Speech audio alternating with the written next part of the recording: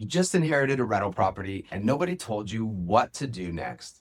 The next 90 days will determine whether this becomes an asset or a headache. See, most people think inheriting a rental property is like winning the lottery, but suddenly you're responsible for tenants, maintenance, insurance, property taxes, and a building you may know absolutely nothing about. If that's where you're at right now, this video will walk you through exactly what to do first. Before you do anything else, you need to answer a few basic questions.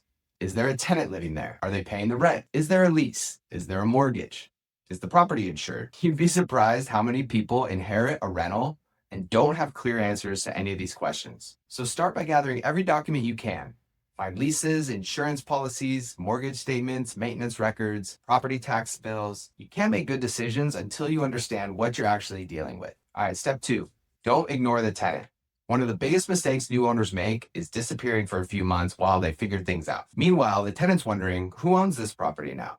Who do I call for maintenance?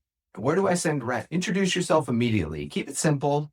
Let them know that you're the new owner. Tell them where the rent should be paid, who the contact is if there's a problem. See, the goal right now isn't to make changes. The goal is just stability. A good tenant paying on time is one of the most valuable things you inherited. Step 3, find out what condition the property is in. So this is where reality starts to really show up.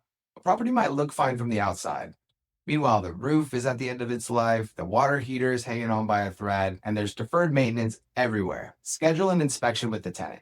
Take photos, document everything. If you're not comfortable evaluating the property, hire yourself a professional inspector. Spending a few $100s now can save you thousands later. Step number 4 is understand the numbers.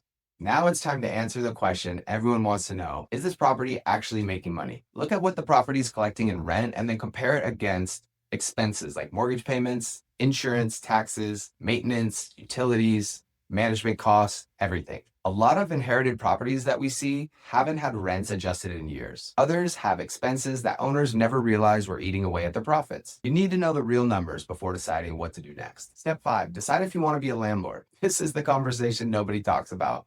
Just because you inherited a rental doesn't mean you inherited the desire to manage one. Managing a property means handling maintenance calls, vendor communication, rent collection, lease renewals, and staying on top of California legal compliance. Oh yeah, and tenant communication.